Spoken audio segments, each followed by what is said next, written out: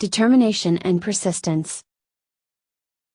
In 1883, a creative engineer named John Roebling was inspired by an idea to build a spectacular bridge connecting New York with the Long Island. However, bridge building experts throughout the world thought that this was an impossible feat and told Roebling to forget the idea. It just could not be done. It was not practical. It had never been done before. Roebling could not ignore the vision he had in his mind of this bridge. He thought about it all the time and he knew deep in his heart that it could be done. He just had to share the dream with someone else. After much discussion and persuasion, he managed to convince his son Washington, an up-and-coming engineer, that the bridge in fact could be built.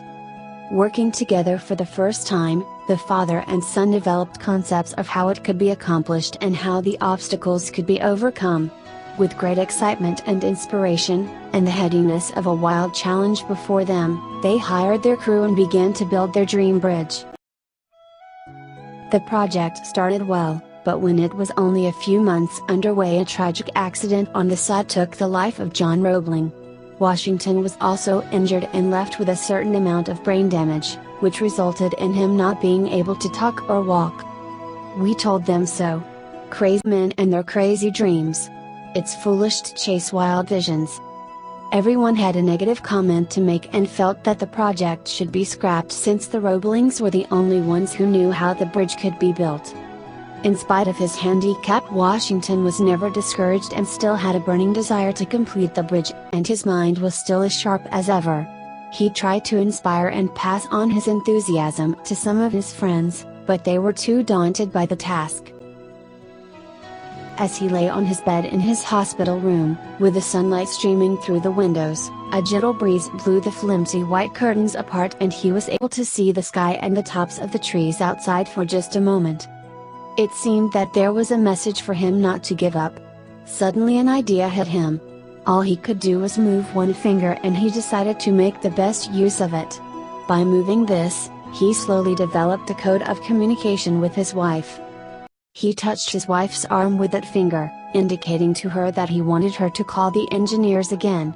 Then he used the same method of tapping her arm to tell the engineers what to do. It seemed foolish, but the project was underway again. For 13 years Washington tapped out his instructions with his finger on his wife's arm, until the bridge was finally completed. Today the spectacular Brooklyn Bridge stands in all its glory as a tribute to the triumph of one man's indomitable spirit and his determination not to be defeated by circumstances. It is also a tribute to the engineers and their teamwork, and to their faith in a man who was considered mad by half the world. It stands too as a tangible monument to the love and devotion of his wife, who for 13 long years patiently decoded the messages of her husband and told the engineers what to do. Perhaps this is one of the best examples of a never say die attitude that overcomes a terrible physical handicap and achieves an impossible goal. Often when we face obstacles in our day-to-day life, our hurdles seem very small in comparison to what many others have to face. The Brooklyn Bridge shows us that dreams that seem impossible can be realized with determination and persistence, no matter what the odds are.